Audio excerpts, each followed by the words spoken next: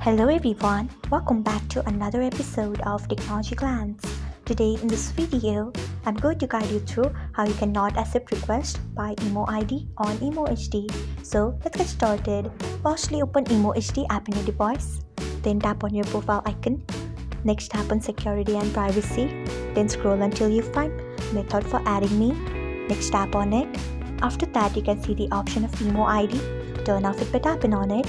So this is how you cannot accept requests by IMO ID on IMO HD.